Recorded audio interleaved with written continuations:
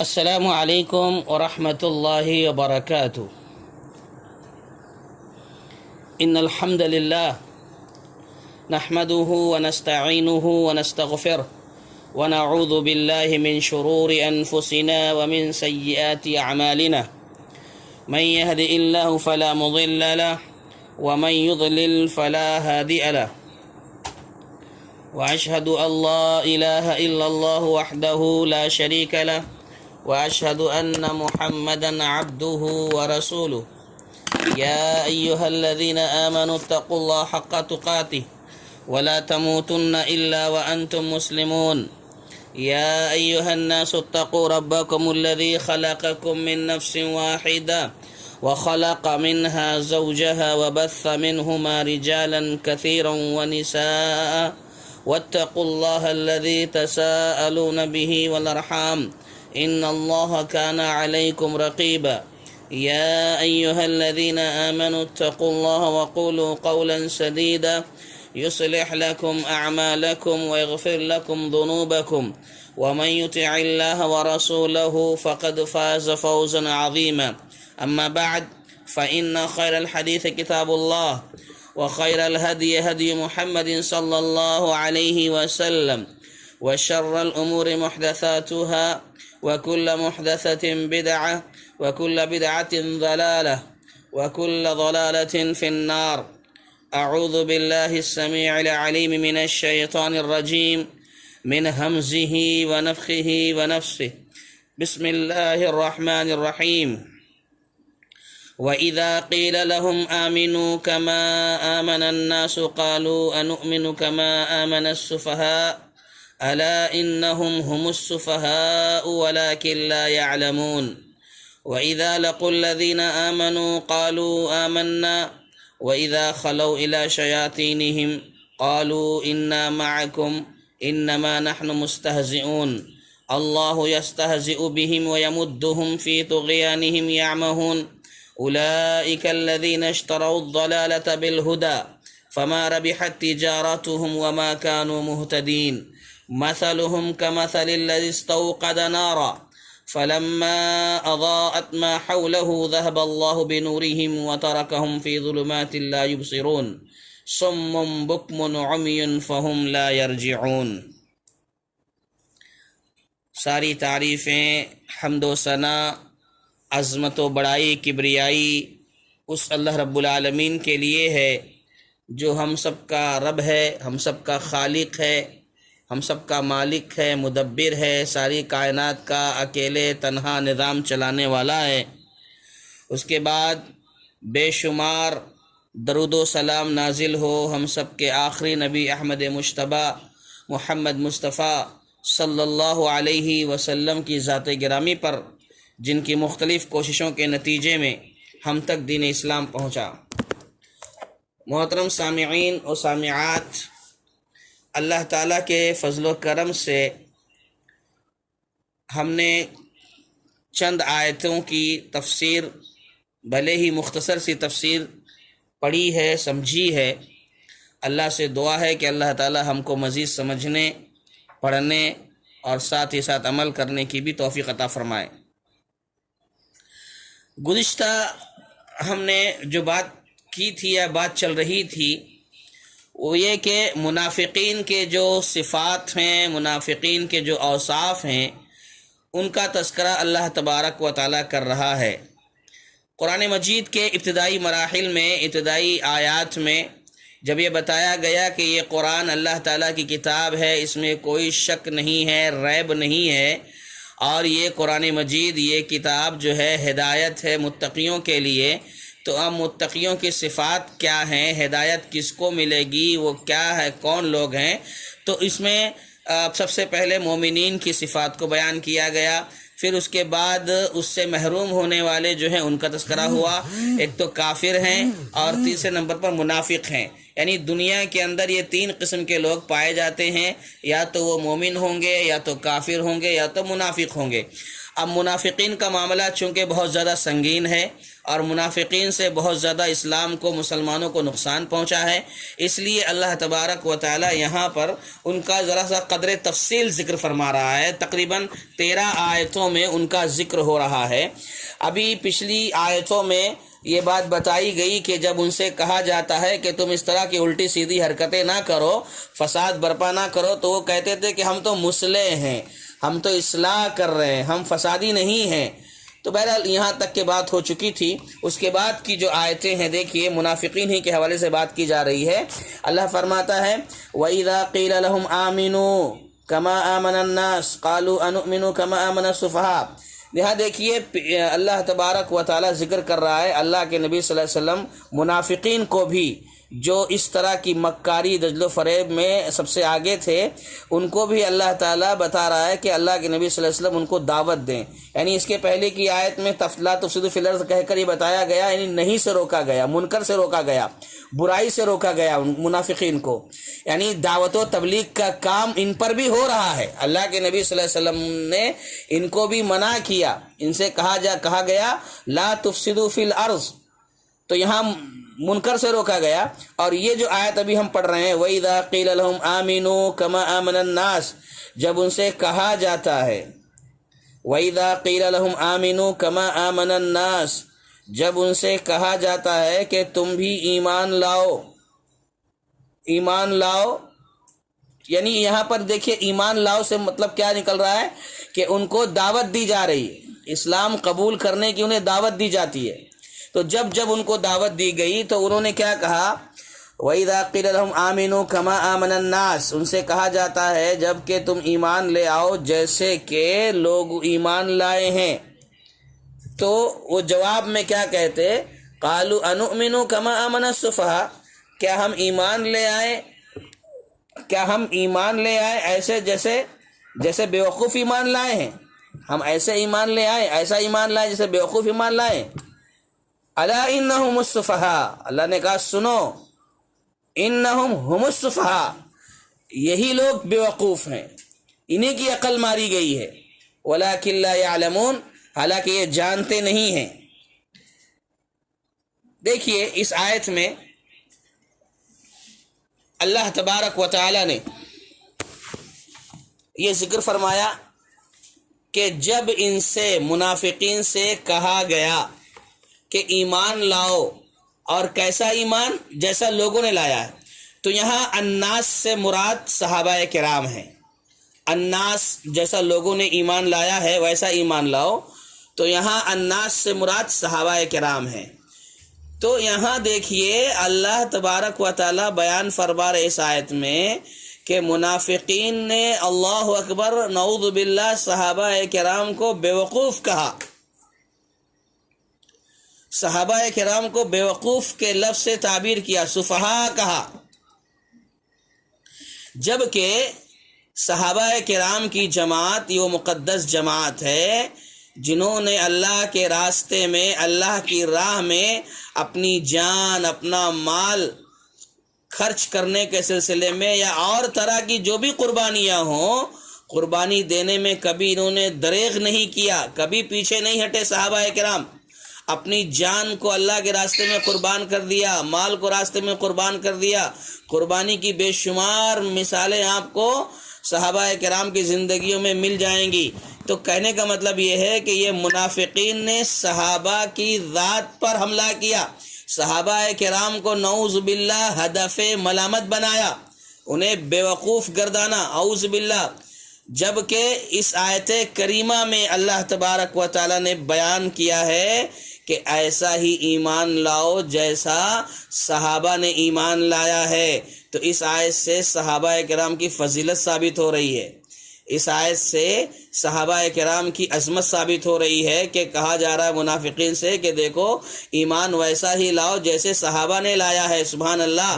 تو صحابہ کے ایمان کو معیار بتایا گیا، صحابہ کے ایمان کو کسوٹی قرار دیا گیا کہ ہر ایمان نہیں چلے گا، یہ کہہ دینے سے کہ میں ایمان لا لیا ہوں ایسا ایمان نہیں چلے گا، بلکہ ایمان ویسا لاؤ جیسے صحابہ نے لایا ہے۔ سبحان اللہ۔ صحابہ نے جیسا ایمان لایا ویسا ایمان لاؤ گے تو تمہارا ایمان قابل قبول ہوگا۔ اور اللہ نے فرمایا واضح طور پر فَإِنْ آمَنُوا بِمِثْلِ مَا آمَنْتُمْ بِهِ فَقَدِ اهْتَدَوْا، اگر یہ لوگ ایمان ویسا ہی لائیں جیسا تم لائے ہو فَقَدِ اهْتَدَوْا، تب یہ لوگ ہدایت پر رہیں گے۔ یعنی گویا یہاں پر صحابہ کرام کی اللہ تبارک و تعالیٰ نے فضیلت بیان کی ہے۔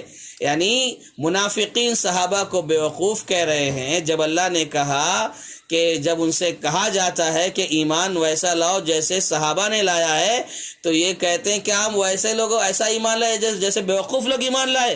نعوذ باللہ، یہ صحابہ کی شان میں گستاخی کر رہے تھے۔ تو بہرحال صحابہ کا ایمان معیار ہے، صحابہ کا ایمان کسوٹی ہے، ہر ایک کو اپنے ایمان کو صحابہ کے ایمان پر پرکھنا چاہیے، صحابہ کے ایمان سے جانچنا چاہیے۔ اور یہاں پر ایک بنیادی بات یہ بھی سمجھ لینا ضروری ہے کہ صحابہ کرام کا فہم ضروری ہے۔ جب اللہ تبارک و تعالی نے صحابہ کے ایمان کو معیار بتا دیا تو صحابہ کا فہم، صحابہ کی سمجھ یہ جو ہے ضروری ہے۔ جو صحابہ نے سمجھا ہے اسی جیسا صحابہ نے سمجھا ہے ویسے ہی ہم کو سمجھنا ہے قرآن و حدیث کو، قرآن و سنت کو۔ فرض کرو قرآن کی کوئی آیت ہم پڑھ رہے ہیں اور اس کا مطلب واضح نہیں ہے، اور آدمی اپنے دماغ سے، اپنی عقل سے، اپنی فکر سے، اپنی سوچ سے اس کی تفسیر کر رہا ہے، جبکہ صحابہ کی تفسیر آپ کی فکر سے اپوزٹ ہے، آپ کے فکر کی ضد ہے، آپ کی فکر کے الٹ ہے، تو گویا ہم لوگ جو ہے اپنے ایمان کی خیر منائیں، ہمارے ہدایت پر ہونے میں سوالیہ نشان آ جائے گا۔ کیوں؟ اس لیے کہ صحابہ کی فکر، صحابہ کا منہج، صحابہ کا فہم یہ ضروری ہے۔ صحابہ نے جیسے سمجھا ہے قرآن کو ویسے ہی سمجھنا ہے، کیونکہ صحابہ کو سمجھانے والے اللہ کے نبی صلی اللہ علیہ وسلم جن پر قرآن نازل ہوا، اور سمجھنے والے صحابہ کرام جن کو اللہ کے نبی صلی اللہ علیہ وسلم نے سمجھایا ہے، اور یہ وہ صحابہ ہیں جن کو اللہ تبارک و تعالی نے اپنے نبی صلی اللہ علیہ وسلم کی رفاقت کے لیے، دوستی کے لیے، صحبت کے لیے چن لیا، منتخب کر لیا۔ تو بہرحال یہاں صحابہ کرام کی بھی فضیلت بیان فرمائی ہے خود اور یہاں پر جیسے منافقین نے کہا بیوقوف، تو اس پس منظر میں پیارے نبی صلی اللہ علیہ وسلم کی وہ حدیث ہمارے ذہن میں ہمیشہ رہنا چاہیے۔ اللہ کے نبی صلی اللہ علیہ وسلم فرماتے ہیں من سب اصحابی فعلیہ لعنت اللہ والملائکۃ والناس اجمعین۔ اللہ اکبر، کتنی بڑی بات کی اللہ کے نبی صلی اللہ علیہ وسلم نے، سبحان اللہ۔ من سب اصحابی، جس نے میرے صحابہ کو برا بھلا کہا، جس نے میرے صحابہ پر لعن طعن کیا، جس نے میرے صحابہ پر سب و شتم کیا، جس نے میرے صحابہ کو گالی دی، ہدف ملامت بنایا، جو کچھ صحابہ کو جس کسی نے بھی کچھ کہا، زبان صحابہ کے تعلق سے ذرا بھی کھولی، اللہ اکبر، یہ اللہ کے نبی صلی اللہ علیہ وسلم کا فرمان ہے۔ میرے صحابہ کے تعلق سے، یہ وہ صحابہ ہیں جن کے بارے میں اللہ نے کہہ دیا اللہ ان سے راضی ہو گیا اور وہ اللہ سے راضی ہو گئے۔ اللہ کے نبی صلی اللہ علیہ وسلم کہہ رہے ہیں میرے صحابہ کے تعلق سے جو بھی زبان کھولے گا الٹی سیدھی بات کرنے کے لیے تو سمجھ لے وہ فعلیہ لعنت اللہ، سب سے پہلے اس پر اللہ کی لعنت ہے، اللہ کی لعنت ہے، اللہ اکبر۔ اور اللہ کی لعنت اللہ کی رحمت سے دوری ہے، اللہ کی پھٹکار ہے، اللہ کی مار ہے۔ والملائکہ، اور فرشتوں کی لعنت، اللہ اکبر۔ والناس اجمعین، اور تمام لعنت کرنے والوں کی لعنت ہے، جتنے لعنت ملامت کرنے والے ہیں سب کی لعنت ہے۔ اور لعنت ملامت کرنے والے آسمان کی مخلوق، زمین کی مخلوق، چرند پرند، سمندر میں جانور رہنے والے، مچھلیاں رہنے والی اور چونٹیاں بلوں میں رہنے والی، سب کے سب لعنت بیچتے ہیں، سبحان اللہ۔ من سب اصحابی، جس نے میرے صحابہ کو برا بھلا کہا اس پر لعنت ہے، لعنت برسائی اللہ کے نبی صلی اللہ علیہ وسلم نے۔ تو بہرحال کہنے کا مطلب یہ ہے کہ صحابہ کی عظمت کا خیال رکھا جائے، صحابہ کی شان میں ذرا بھی گستاخی نہ ہونے پائے۔ امام مالک رحمۃ اللہ علیہ نے کیا پیارا جملہ کہا، کہتے ہیں اذا رأیت احدا یذکر اصحاب رسول اللہ صلی اللہ علیہ وسلم بسوء فاتہمہ علی الاسلام۔ کہا امام مالک رحمۃ اللہ علیہ نے کہ جب تم دیکھو کسی کو کہ وہ رسول اللہ صلی اللہ علیہ وسلم کے صحابہ کے تعلق سے کوئی غلط جملہ استعمال کر رہا ہے، جب تم کسی کو دیکھو کہ وہ صحابہ کی شان میں گستاخی کر رہا ہے، جب تم کسی کو دیکھو کہ وہ صحابہ کرام کے تعلق سے، اللہ کے نبی صلی اللہ علیہ وسلم کے صحابہ کے حوالے سے بری باتیں کہہ رہا ہے، تو اس کے اسلام کی خیر مناؤ، یعنی یہ سمجھ لو کہ اس کا اسلام خطرے میں ہے، وہ اسلام سے جا رہا ہے، اب وہ اسلام میں نہیں رہ جائے گا، اپنے اسلام کی وہ خیر منائے۔ اللہ اکبر۔ یعنی اگر صحابہ کو ہدف ملامت آدمی بناتا ہے تو گویا اس کا ایمان خطرے میں پہنچ گیا ہے، اپنے ایمان پر اسے نظر ثانی کرنی پڑے گی۔ یہ امام مالک رحمۃ اللہ علیہ کا قول ہے۔ تو بہرحال وَإِذَا قِيلَ لَهُمْ آمِنُوا كَمَا آمَنَ النَّاسُ قَالُوا أَنُؤْمِنُ كَمَا آمَنَ السُّفَهَاءُ أَلَا إِنَّهُمُ السُّفَهَاءُ وَلَكِنْ لَا يَعْلَمُونَ، جب ان سے کہا جاتا ہے کہ تم ایمان لاؤ جیسے صحابہ ایمان لائے ہیں، تو وہ لوگ کہتے ہیں کیا ہم ایمان ان جیسے لوگوں کے ساتھ ان جیسا ایمان لے آئے جیسا بیوقوف ایمان لائے؟ الا انہم هم السفہاء، جب انہوں نے بیوقوف کہا صحابہ اکرام کو، تو اللہ تبارک و تعالی نے پوری تاکید سے کہا انہم هم السفہاء۔ یہ بڑا پیارا جملہ ہے، یعنی ان کے بیوقوف ہونے میں، ان کے احمق ہونے میں کوئی شک نہیں ہے۔ یہ منافق سب سے زیادہ بیوقوف احمق ہیں، وَلَٰكِن لَّا يَعْلَمُونَ، یہ اتنے احمق ہیں کہ یہ احمق ہے، یہ نہیں جانتے۔ الا انہم هم السفہاء وَلَٰكِن لَّا يَعْلَمُونَ، یہ اتنے زیادہ احمق اور بیوقوف ہیں کہ اپنے بارے میں نہیں جانتے ہیں کہ وہ احمق اور بیوقوف ہیں۔ تو بہرحال اللہ تبارک و تعالیٰ نے اس انداز میں بات کی ہے۔ اس کے بعد آگے بڑھتے ہیں دوسری آیت، وَإِذَا لَقُوا الَّذِينَ آمَنُوا قَالُوا آمَنَّا وَإِذَا لَقُوا الَّذِينَ آمَنُوا قَالُوا آمَنَّا وَإِذَا خَلَوْا إِلَىٰ شَيَاطِينِهِمْ قَالُوا إِنَّا مَعَكُمْ إِنَّمَا نَحْنُ مُسْتَهْزِئُونَ، اور جب ایمان والوں سے یہ ملتے ہیں، مومنین سے جب یہ ملاقات کرتے ہیں تو کہتے ہیں کہ ہم بھی مومن ہیں، قَالُوا آمَنَّا، کہتے ہیں ہم بھی ایمان والے ہیں۔ جب وَإِذَا خَلَوْا إِلَىٰ شَيَاطِينِهِمْ، جب وہ اپنے بڑوں کے پاس جاتے ہیں، شیاطین انشاءاللہ اس کی وضاحت ہوگی، جب یہ اپنے بڑوں کے پاس جاتے ہیں، قالوا انا معکم، تو وہ کہتے ہیں کہ ہم تو تمہارے ہی ساتھ ہیں، ہم تو تمہارے ساتھ ہیں، انما نحن مستہزئون، ہم تو صرف ان سے مذاق کر رہے تھے، ہم ان سے یعنی مومنوں سے مذاق کر رہے تھے۔ دیکھیے اس آیت میں وَإِذَا لَقُوا الَّذِينَ آمَنُوا قَالُوا آمَنَّا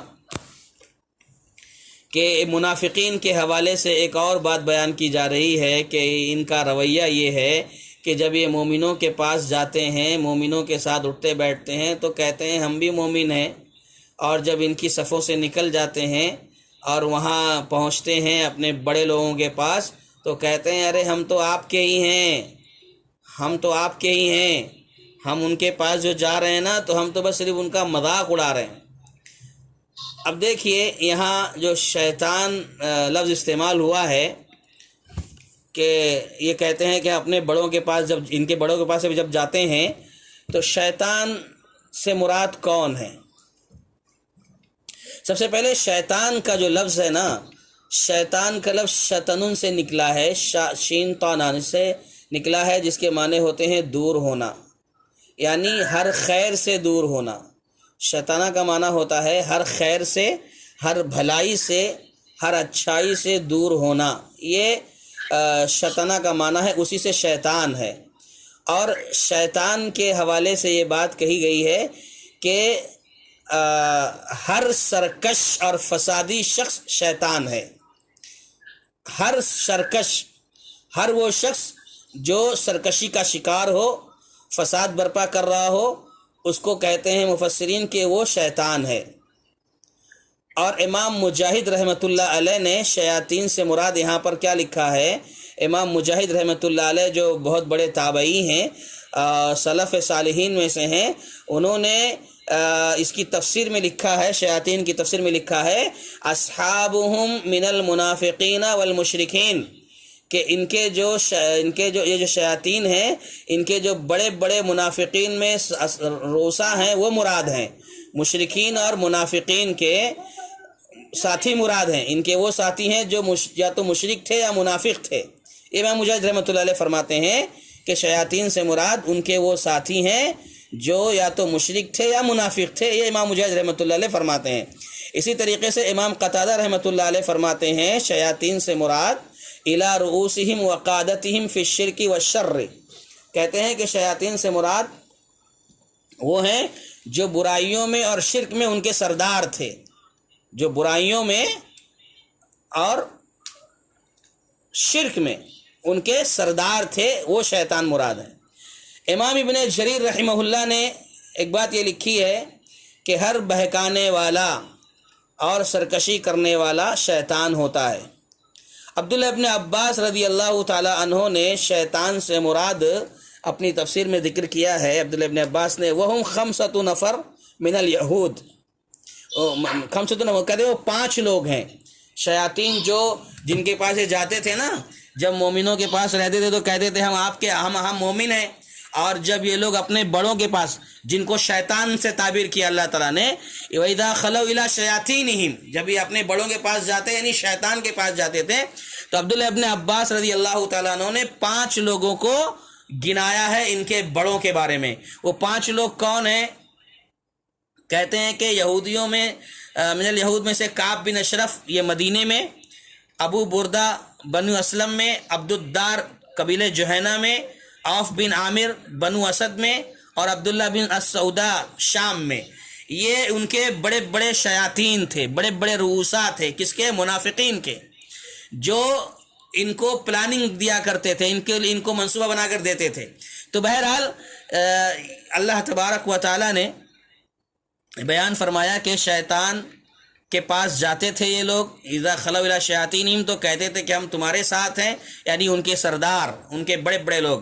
بہرحال مفسرین نے یہ بات بیان فرمائی ہے کہ شیاطین جو ہوتے ہیں، یعنی ایسے نافرمان باغی جو شیطان کے نقش قدم پر چلنے والے ہوتے ہیں، یہ شیاطین جنوں میں سے بھی ہوتے ہیں اور انسانوں میں سے بھی ہوتے ہیں، دونوں میں ہوتے ہیں۔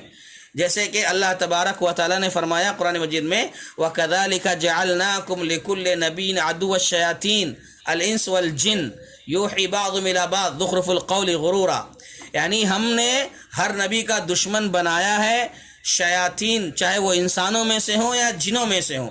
یعنی معلوم یہ ہو رہا ہے کہ اللہ تبارک و تعالیٰ نے شیاطین اور انسانوں میں سے اور جنوں میں سے شیاطین ہوتے ہیں، یہ واضح فرمایا ہے۔ اس کے قرآن مجید کی یہ آیت ہے۔ تو بہرحال وَإِذَا لَقُوا الَّذِينَ آمَنُوا قَالُوا آمَنَّا میں واضح طور پر یہ منافقین کی بات بتائی جا رہی ہے کہ جب یہ لوگ مومنوں سے ملتے تھے تو کہتے تھے ہم ایمان والے ہیں، جب ہٹ جاتے تھے تو کہتے تھے مشرکین کے پاس جا کر کہ ہم آپ کے ساتھ ہیں، ہم تو بس مذاق کر رہے ہیں۔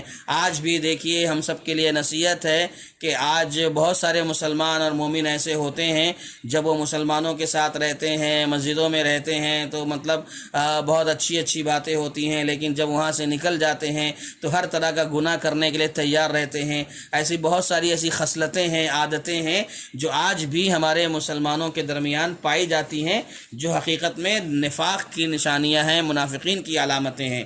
بہرحال آگے بڑھتے ہیں۔ آگے کی آیت میں اللہ تعالیٰ فرماتا ہے، جب یہاں بات ہو گئی یہ لوگ کہنے لگے کہ انما نحن مستہزئون، کہ ارے بھائی تم پریشان مت ہونا، ہم تو ان کے پاس جب جا رہے ہیں تو ہم بس ان کا مذاق اڑا رہے ہیں، ان کا ٹھٹھا اڑا رہے ہیں، ہنسی مذاق کر رہے ہیں۔ یہ کس سے؟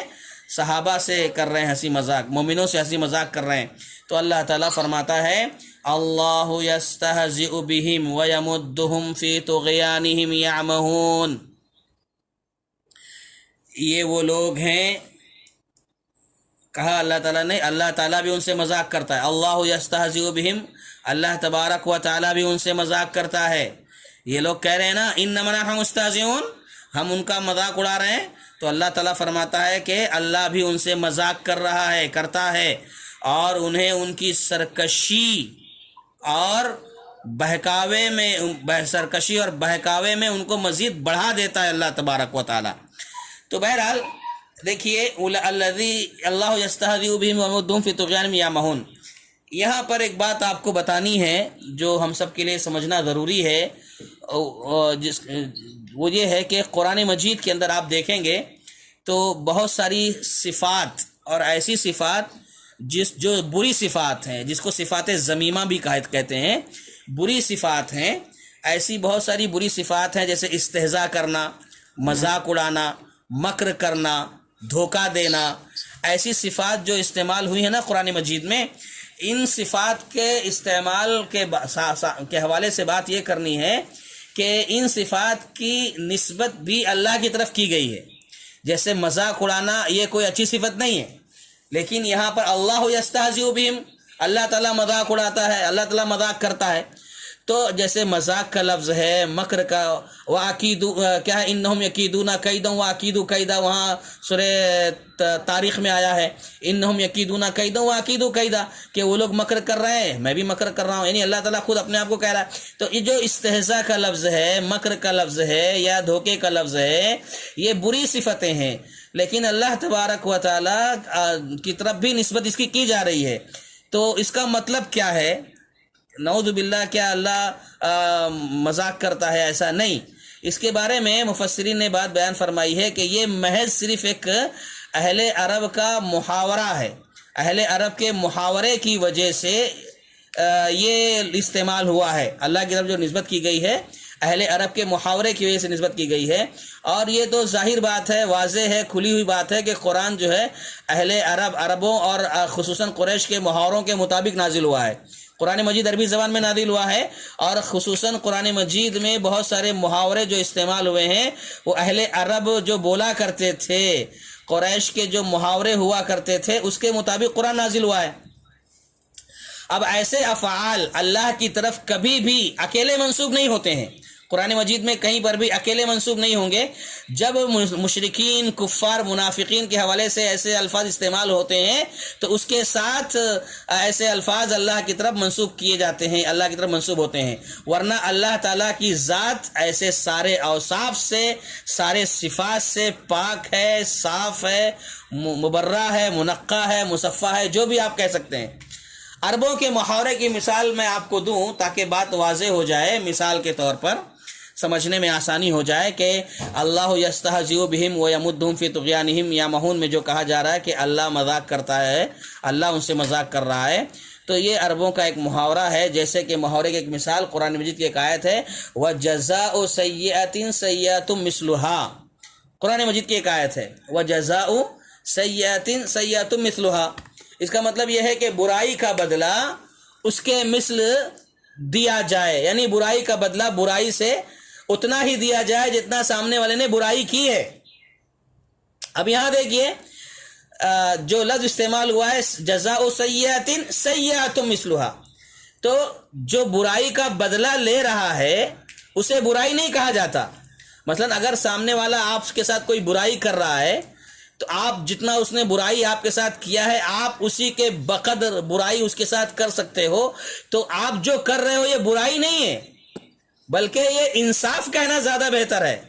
انصاف ہے، یہ انصاف کہنا زیادہ مناسب ہے کہ جب سامنے والا آپ کے ساتھ برائی کر رہا ہے تو آپ کے لیے یہ جائز ہے، عدل ہے، انصاف ہے کہ آپ اپنا بدلہ لیں.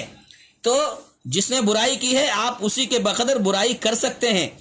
تو یہاں پر کہا جا رہا ہے محاورے کے طور پہ سیئۃ سیئۃ مثلھا، جبکہ صحیح معنوں میں یہاں پر کیا ہونا چاہیے، کیا زیادہ مناسب تھا؟ انصاف کا لفظ زیادہ مناسب تھا. لیکن محاورے میں برائی کا لفظ ہی استعمال ہوتا ہے.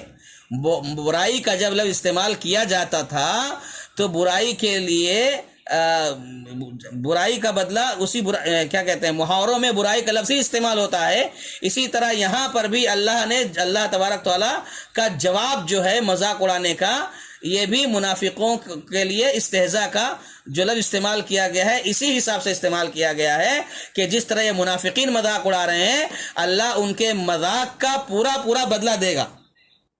اللہ تعالیٰ ان کے استہزاء کا پورا بدلہ دے گا. نہ کہ اس کا مطلب یہ ہے کہ اللہ ان کی طرح مذاق اڑائے گا جیسا نعوذ باللہ وہ لوگ مذاق اڑاتے ہیں. اس سے مراد یہ نہیں کہ اللہ ویسا مذاق اڑا رہا ہے، بلکہ اللہ تبارک و تعالیٰ یہ جو کہہ رہا ہے اللہ یستہزئ بہم، اللہ بھی ان سے مذاق کر رہا ہے. تو اس کا مطلب یہ ہو رہا ہے کہ اللہ تعالیٰ اس کا جواب دے رہا ہے، اس کا جواب اللہ دے گا کہ ان قریب ان کا سارا پول کھل جائے گا، جس سے یہ لوگ کیا ہو جائیں گے، دنیا میں ذلیل ہو جائیں گے، رسوا ہو جائیں گے، اور آخرت میں ان کو دردناک عذاب ہوگا. یعنی اللہ یستہزئ بہم کا مطلب یہ ہوگا کہ میں بھی تمہارے ساتھ ایسا ہی معاملہ کروں گا. اللہ انہیں دنیا میں ذلیل کرے گا، رسوا کرے گا، اور آخرت میں تو حساب کتاب ہو ہی جائے گا۔ تو بہرحال یہ ہے واللہ یستہزئ بہم ویمدہم فی طغیانہم یعمہون۔ تو اللہ تبارک و تعالی جو مذاق کرتا ہے اس کی وضاحت ہو گئی۔ ایسے ہی بہت سارے الفاظ جو قرآن مجید میں استعمال ہوئے ہیں اس کا بھی مفہوم اور مطلب یہی ہے کہ محاوروں کے مطابق نازل ہوا ہے، جو قریش محاورے استعمال کرتے تھے اس کے اعتبار سے ہی نازل ہوا ہے۔ اب اس کے بعد کہا وَيَمُدُّهُمْ فِي طُغْيَانِهِمْ يَعْمَهُونَ۔ یعمہون کا جو لفظ ہے نا، یعمہون، یہ اس کا مادہ عامیہ ہے، عین میم ہا۔ اس کا معنی ہوتا ہے دل کا اندھا ہونا۔ یعمہون کا معنی ہوتا ہے دل کا اندھا ہونا یا بصیرت کے نور سے خالی ہونا۔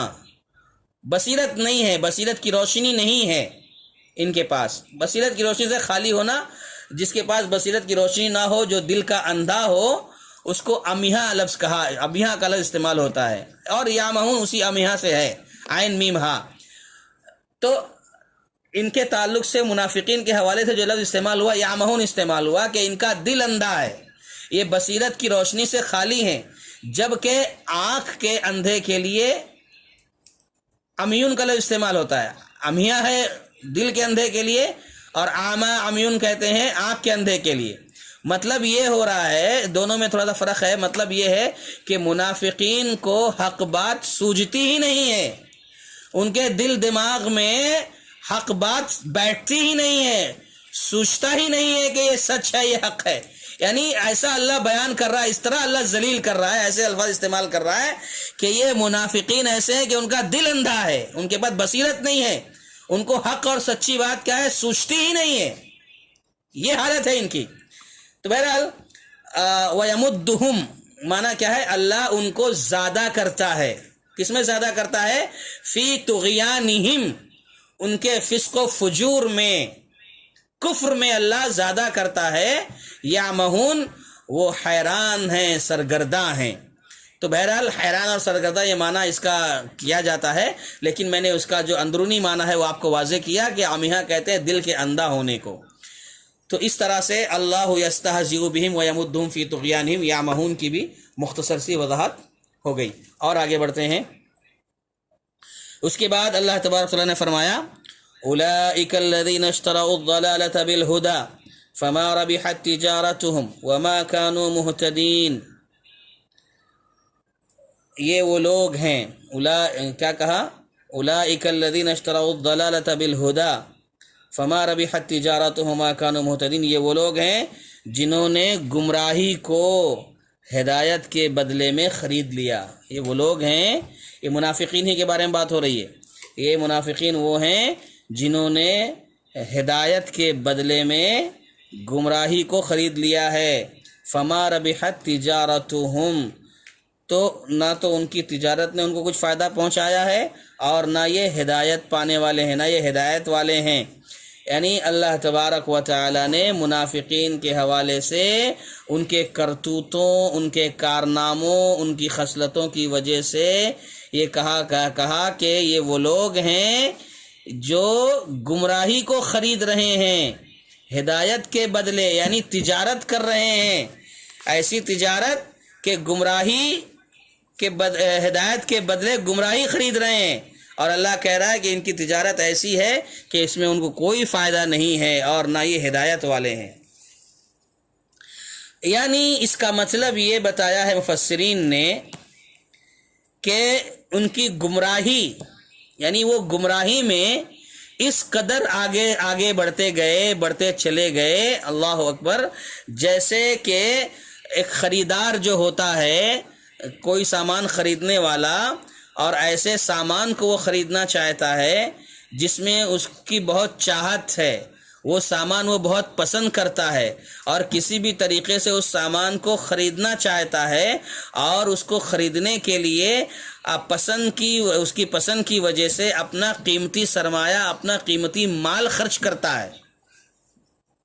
تو یہ بتایا جا رہا ہے کہ ان کی حالت ایسی ہی ہے کہ ایک آدمی، ایک تاجر جب کوئی سامان خریدتا ہے اور اس کو اتنا زیادہ پسند کر لیتا ہے کہ اس کو خریدنے کے لیے اپنا قیمتی سے قیمتی مال خرچ کرتا ہے، تو ایسے ہی معاملہ ان کا یہ ہو گیا کہ گمراہی میں یہ اس قدر آگے بڑھ گئے، اس قدر گمراہی ان کو پسند آ گئی، اس قدر گمراہی کے دلدل میں پھنستے چلے گئے کہ ان کو ہدایت نظر ہی نہیں آ رہی ہے، ہدایت ان کو سمجھ میں ہی نہیں آ رہی ہے۔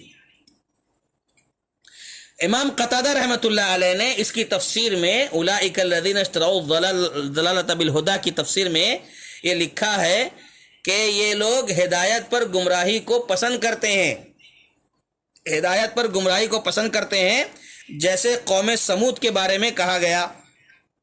کیا کہا گیا؟ وَأَمَّا ثَمُودُ فَهَدَيْنَاهُمْ فَاسْتَحَبُّوا الْعَمْيَ عَلَى الْهُدَى، کہ اس کے باوجود سمود کا معاملہ کہ ہم نے قوم سمود کو ہدایت دی، اللہ تعالیٰ کہہ رہا ہے کہ باوجود اس کے کہ ہم نے قوم سمود کو ہدایت سے روشناس کرایا، قوم سمود کو ہم نے ہدایت کی راہ دکھائی، قوم سمود کو ہدایت سے سرفراز فرمایا، فَاسْتَحَبُّوا الْعَمْيَ عَلَى الْهُدَى، مگر پھر بھی انہوں نے اندھے پن کو پسند کیا۔ یعنی معلوم یہ ہوا کہ ہدایت دینے کے باوجود، ہدایت بتانے کے باوجود انہوں نے کیا کیا؟ گمراہی کو پسند کیا، اندھے پن کو پسند کیا۔ تو بہرحال یہی حالت ہے ان کی، کس کی؟ منافقین کی۔ یہ منافقین وہ لوگ ہیں جنہوں نے ہدایت کے بدلے گمراہی کو خریدا۔ اشتروا الضلالۃ بالہدی۔ امام مجاہد رحمۃ اللہ علیہ کہتے ہیں آمنوا ثم کفروا، ابتدائی مرحلے میں یہ ایمان لائے پھر کفر کر لیا۔ عبداللہ ابن مسعود رضی اللہ تعالیٰ عنہ بیان فرماتے ہیں اس کی تفسیر میں اخذوا الضلال وتركوا الہدی، کہ انہوں نے ضلالت کو اختیار کر لیا، ہدایت کو چھوڑ دیا۔ بہرحال ان کی تجارت جو ہے، انہوں نے جو تجارت کی ہدایت کے بدلے انہوں نے گمراہی کو خریدا، یہ تجارت ان کی پوری نقصان دہ ہے۔ اللہ نے فرمایا کوئی فائدہ نہیں ہے سوائے گھاٹے کے، پورا گھاٹے کا سودا ہے۔ ہاں، تجارت کون سی نفع بخش ہے، فائدہ مند ہے؟ اللہ تعالیٰ نے اس کا تذکرہ فرمایا ہے، یا ایھا الذین آمنوا هل ادلکم علی تجارۃ تنجیکم من عذاب علیم تؤمنون باللہ ورسولہ وتجاہدون فی سبیل اللہ باموالکم وانفسکم ذالکم خیر لکم ان کنتم تعلمون۔ کہ اے مومنو، کیا میں تمہیں ایسی تجارت نہ بتاؤں جو تمہیں دردناک عذاب سے نجات دے گا؟ یعنی اللہ تبارک و تعالی مومنوں کو تجارت بتا رہا ہے، اللہ مومنوں کو تجارت بتا رہا ہے کہ ایسی تجارت جس سے تم عذاب علیم سے نجات پا جاؤ گے۔ اور وہ تجارت کیا ہے کہ تم اللہ پر ایمان لاؤ، اس کے رسول پر ایمان لاتے ہو اور اللہ کے راستے میں جہاد کرتے ہو اپنے مال اور اپنے جانوں کے ذریعے۔ ذالکم خیر لکم، یہ تمہارے لیے بہتر ہے اگر تم جان سکو۔ تو بہرحال تجارت اگر کرنی ہے تو اللہ تعالیٰ نے تجارت بیان فرمائی ہے کہ تجارت یہ ہے، اور منافقین نے جو تجارت کی ہے نعوذ باللہ وہ تو پورا کا پورا گھاٹا ہے، نقصان کا سودا ہے، اور وہ مناسب نہیں ہے۔ بہرحال اس کے بعد کی آیت ہم آگے بڑھتے ہیں۔ مثلهم كمثل الذي استوقد نارا فلما اضاءت ما حوله ذهب الله بنورهم وتركهم في ظلمات لا يبصرون۔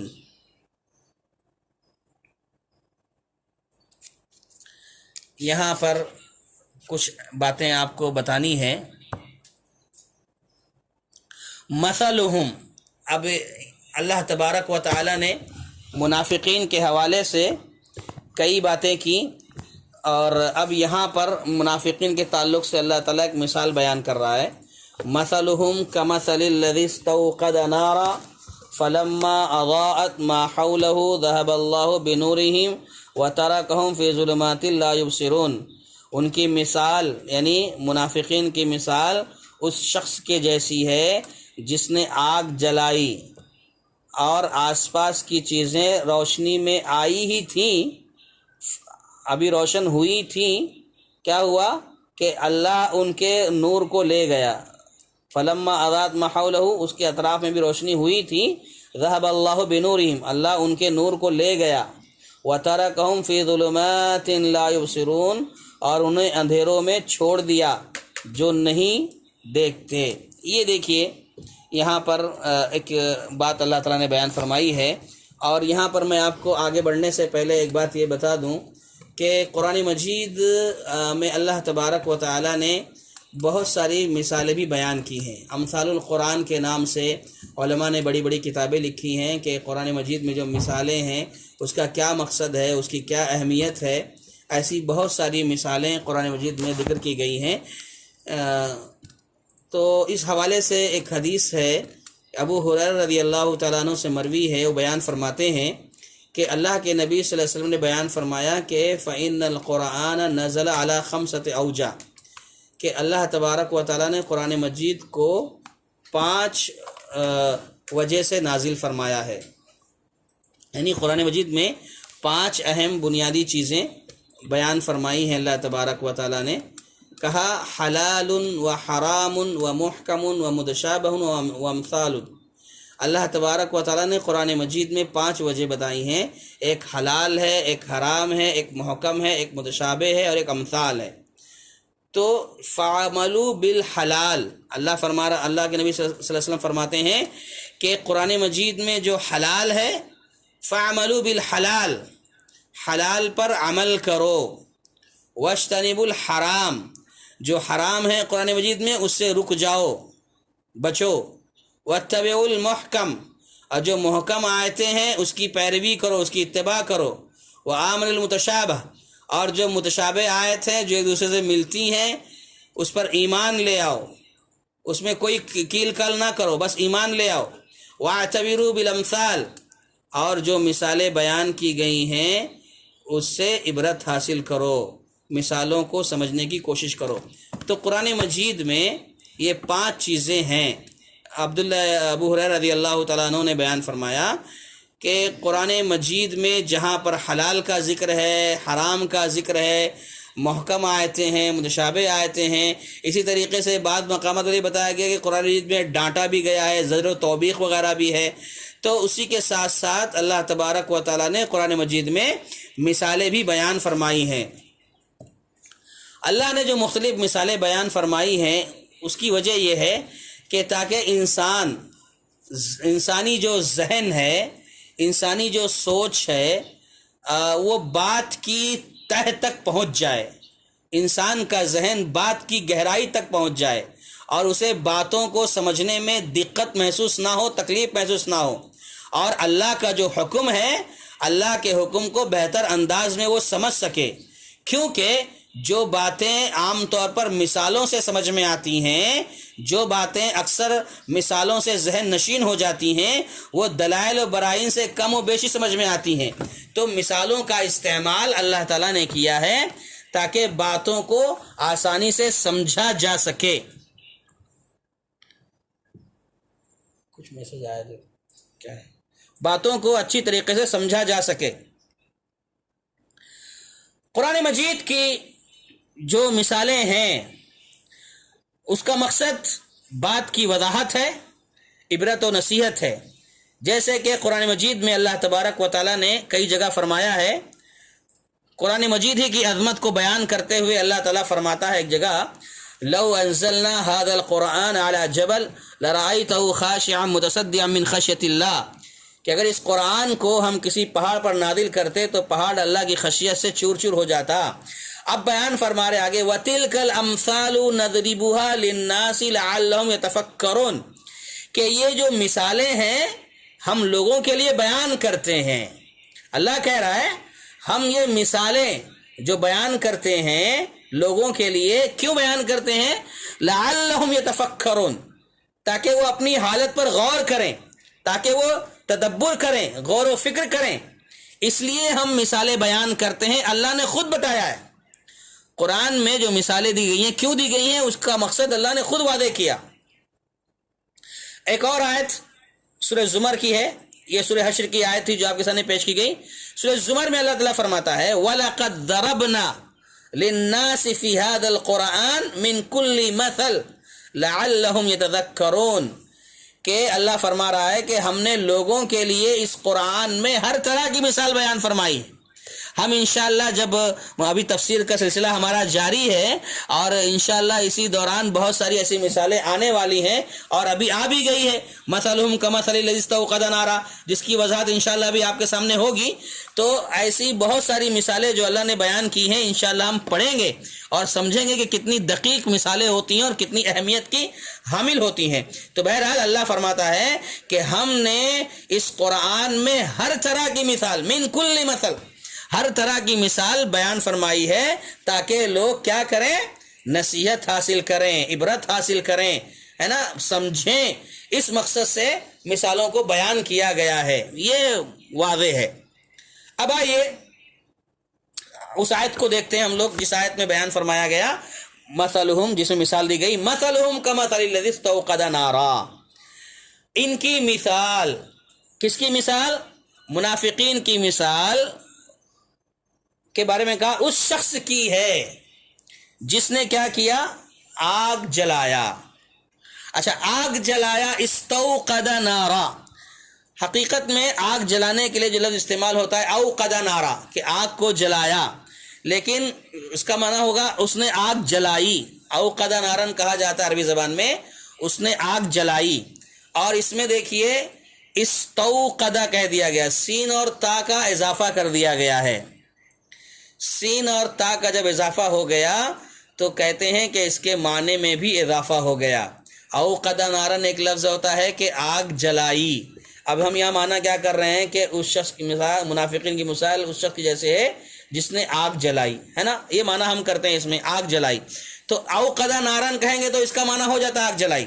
لیکن جب سین اور تا کا اضافہ کر دیا، عربی زبان کی یہی ساری نزاکتیں ہیں، خوبیاں ہیں، عربی زبان کی ایک کمالات ہیں سبحان اللہ، کہ اس میں سین اور تا کا جب اضافہ ہو گیا تو معنی میں بھی اضافہ ہو گیا. اوقد نارن کا معنی ہوتا ہوا آگ جلائی، اور استوقد نارا کا معنی ہو جائے گا خوب بھڑکائی. خوب بھڑکائی یعنی گویا کہ آگ جلانے سے زیادہ معنی پیدا ہو گیا اس میں، خوب بھڑکایا. ترجمہ خوب بھڑکانے سے کیا گیا ہے، استوقد نارا. تو گویا کہا جا رہا ہے کہ مثلہم کمثل الذی استوقد نارا، ان کی مثال، منافقین کی مثال اس شخص کے جیسی ہے جس نے کیا کیا؟ آگ بھڑکائی، خوب آگ بھڑکائی. فلما اضاءت ما حولہ، جب وہ آگ روشن ہو گئی اطراف میں تو اللہ تعالیٰ اس کے نور کو لے کر چلا گیا، اللہ نے اس کے نور کو لے لیا، پھر اس کی آگ بجھ گئی. وَتَرَكَهُمْ فِي ظُلُمَاتٍ لَا يُبْصِرُونَ، اور وہ اندھیرے میں پڑ گئے. تو بہرحال منافقین کی تشبیہ اس شخص جو دی گئی ہے کیوں دی گئی ہے؟ یعنی جس شخص سے مثال دی گئی ہے وہ شخص کون ہے؟ جو آگ کو بھڑکا رہا ہے، پھر اس کی آگ بجھ گئی ہے اور اللہ اس کے نور کو لے کر چلا گیا ہے. اس کا کیا مطلب ہے؟ مطلب کیوں جو ہے اللہ تبارک و تعالی نے اس طرح کی مثال بیان فرمائی ہے منافقین کے لیے؟ تو اہل علم نے دو وجوہات بیان فرمائی ہیں کہ یہ مثال جو ہے دو وجہ سے بیان کی گئی ہے. پہلی وجہ یہ بیان کرتے ہیں کہ یہ لوگ ایمان لائے. کون؟ منافقین. منافقین ایمان لائے تو ان کے ایمان کے نور سے ان کے لیے ہر چیز روشن ہو گئی. یہ منافقین جب ایمان لائے تو ان کے ایمان سے ان کے لیے ہر چیز واضح روشن ہو گئی. پھر یہ نفاق میں مبتلا ہو گئے تو کیا ہو گیا؟ نور بجھ گیا، روشنی بجھ گئی، اور وہ کفر اور نفاق، شکوک و شبہات کے کئی اندھیروں میں بھٹکتے رہ گئے.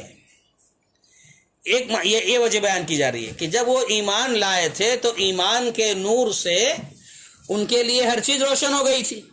پھر یہ نفاق میں مبتلا ہو گئے تو نور بجھ گیا، اور پھر کفر میں، شکوک و شبہات میں، نفاق میں، یہ ایسے کئی اندھیروں میں بھٹکتے رہ گئے.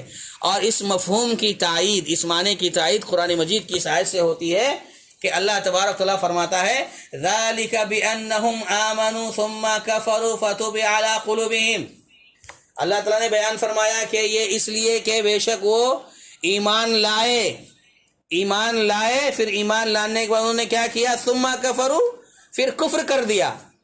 فَطُبِعَ عَلَىٰ قُلُوبِهِمْ، تو اللہ نے ان کے دلوں پر مہر لگا دی، یعنی ان کے دلوں پر مہر لگا دی گئی. فَطُبِعَ عَلَىٰ قُلُوبِهِمْ، ان کے دلوں پر مہر لگا دی گئی۔ ایک وجہ یہ بیان کی گئی، مثال کیوں دی گئی؟ مثال اس لیے دی گئی کہ یہ لوگ ابتدا میں ایمان لائے اور ان کو نور سے فائدہ ہوا تھوڑی دیر کے لیے، جیسے کہ اس شخص نے آگ جلائی تو آگ جلاتے ہی چاروں طرف روشنی آ گئی، ہر چیز دکھنے لگی، ایسے ہی یہ ایمان لایا تو ایمان لانے کے بعد تھوڑی دیر کے لیے اس کا فائدہ ہوا، لیکن پھر اس نے کیا کیا، اپنے ایمان میں نفاق کو شامل کر لیا، تو کیا ہوا، اس کی روشنی، اس کا نور بجھ گیا، اندھیرا چھا گیا۔ تو اس کی دلیل بھی دی سورہ منافقون کے اندر آیت نمبر 3 میں، ذَلِكَ بِأَنَّهُمْ آمَنُوا ثُمَّ كَفَرُوا فَطُبِعَ عَلَىٰ قُلُوبِهِمْ، یہ ایک وجہ بیان کی۔ دوسری وجہ بیان کر رہے ہیں کہ کیوں اللہ تبارک و تعالی نے ایسی مثال بیان فرمائی ہے منافقین کے لیے۔ تو کہتے ہیں کہ ایمان لانے کی وجہ سے دنیا میں منافقین کو مسلمانوں والی عزت حاصل ہوئی۔ ایمان لانے کی وجہ سے دنیا کے اندر منافقین کو مسلمانوں والی عزت حاصل ہوئی۔ اب ظاہر بات ہے مسلمانوں کی صفوں میں ہیں تو عزت ملے گی، مسلمانوں کے ساتھ رشتے ہیں، تعلقات قائم ہوئے ہیں، ایک دوسرے کے وارث بنتے رہے ہیں، تو یہ فائدہ ہوا ہے ایمان لانے کی وجہ سے۔ کس کو؟ منافقین کو۔ کیا فائدہ ہوا کہ انہیں مسلمانوں کے ساتھ عزت حاصل ہوئی، مسلمانوں کے ساتھ ان کے رشتے بنے، تعلقات بنے، ناطے رہے، اور وہ ایک دوسرے کے وارث بنتے رہے۔ مال غنیمت جب آتا تھا تو اس میں ان کو فائدہ ملتا تھا، بے شمار فوائد وہ فائدے اٹھاتے رہے مسلمان بن کر۔ مگر جب ان کی وفات ہوئی، فوت ہوئے، تو اللہ نے ان سے یہ سب عزت چھین لی، جیسے اس آگ والے سے اس کی روشنی اللہ نے چھین لی، جیسے اس آگ والے سے اللہ نے روشنی چھین لی، ایسے ہی جو ان کو عزت ملی تھی جب انہوں نے ایمان کا اظہار کیا تھا، تو ایسے ہی ان کی وفات کے بعد اللہ نے ان سے دی گئی جو عزت تھی، عزت تھی، جو کچھ عزت ملی تھی، وہ عزت اللہ نے ان سے چھین لی۔ جیسے اس آگ والے نے جو روشنی جلائی تھی، اس روشنی کو اللہ نے آگ چھین لیا، ایسے ان کی عزت کو اللہ نے چھین لیا ان کے مرنے کے بعد، اور انہیں بہت سے اندھیروں میں اللہ نے چھوڑ دیا، بہت سے اندھیروں میں چھوڑ دیا۔ قبر کا اندھیرا ہے، قبر کی تاریکی ہے، حشر کا اندھیرا ہے، جہنم کے عذاب کا، ایسے بہت سارے اندھیروں میں اللہ تبارک و تعالیٰ نے چھوڑ دیا۔ تو بہرحال منافقین کے حوالے سے جو مثالیں اللہ تعالیٰ نے مثال بیان فرمائی ہے، اس کا یہ واضح مطلب مفسرین نے بیان فرمایا ہے، اس کی 2 وجہ بیان فرمائی ہے۔ اسی طریقے سے اس آیت کے بارے میں ایک اور مطلب بیان کیا ہے عبداللہ ابن عباس رضی اللہ تعالیٰ عنہ نے اس حوالے سے۔ کس حوالے سے؟ اسی حوالے سے کہ مثلہم کمثل الذی استوقد نارا، مثال کی جو آیت ہے اس حوالے سے عبداللہ ابن عباس رضی اللہ تعالیٰ عنہ نے بیان فرمایا، اور دیگر صحابہ بھی یہی مطلب بیان فرماتے ہیں عبداللہ ابن عباس رضی اللہ تعالیٰ عنہ کے ساتھ۔ وہ کہتے ہیں اس کی تفسیر کرتے ہوئے، وضاحت کرتے ہوئے، کہ نبی کریم صلی اللہ علیہ وسلم جب مدینہ تشریف لائے، اللہ کے نبی صلی اللہ علیہ وسلم جب مدینہ آئے تو کچھ لوگ مسلمان ہو گئے، کچھ مسلمان ہوئے، لیکن پھر وہ کچھ لوگ جو تھے جلد ہی منافق ہو گئے۔ اللہ کے نبی صلی اللہ علیہ وسلم مدینہ آنے کے بعد مسلمان تو ہوئے، لیکن پھر بہت ہی جلد کیا ہو گئے، وہ منافق ہو گئے۔ تو آگ جلانے والے سے مراد عبداللہ ابن عباس رضی اللہ عنہ بیان فرماتے ہیں کہ آگ جلانے والے سے مراد خود رسول اللہ صلی اللہ علیہ وسلم ہیں۔ جو کہا جا رہا ہے نا کہ مثال دی جا رہی ہے، ایک شخص نے آگ جلائی اور روشنی ہو گئی، پھر نور اللہ لے کر چلا گیا، تو کہہ رہے ہیں کہ آگ جلانے والے سے مراد خود رسول اللہ صلی اللہ علیہ وسلم ہیں، جنہوں نے کفر و ضلالت کی اندھیروں میں اسلام کا شمع روشن کیا، اسلام کی شمع روشن کی، اسلام کا نور پھیلایا اللہ کے نبی صلی اللہ علیہ وسلم نے، اور کچھ لوگ اس روشنی سے فائدہ اٹھاتے ہوئے مسلمان ہوئے، مگر کیا ہوا، دوبارہ وہ کفر و نفاق کی طرف لوٹ گئے تو ساری روشنی چلی گئی، روشنی جاتی رہی۔ یہ مطلب بیان کیا ہے عبداللہ ابن عباس رضی اللہ تعالیٰ عنہ نے کہ وہ شخص جس کی مثال بیان کی گئی خود اللہ کے نبی صلی اللہ علیہ وسلم ہے، جنہوں نے جو ہے آگ جلائی، یعنی اللہ کے نبی صلی اللہ علیہ وسلم نے جو ہے کفر و ضلالت کے ماحول میں تاریکیوں میں اسلام کی شمع روشن کی، اور پھر کچھ لوگ اس سے فائدہ اٹھائے، مسلمان ہو گئے۔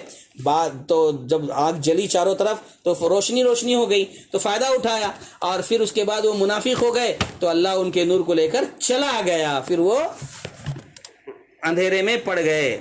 اسی طریقے سے عبد الرحمن بن زید اسلم رحمہ اللہ جو ہمارے سلف میں ایک ہیں، یہ فرماتے ہیں کہ منافقوں کی یہی حالت ہے کہ وہ ایمان لاتے ہیں اور اس کی پاکیزہ روشنی سے ان کے دل جگمگاتے ہیں، چمکتے ہیں، جیسے آگ جلانے سے آس پاس کی چیزیں روشن ہو جاتی ہیں، لیکن پھر کیا ہوتا ہے، کفر اس روشنی کو کھو دیتا ہے، کفر اور نفاق جو ہے اس روشنی کو مٹا دیتا ہے۔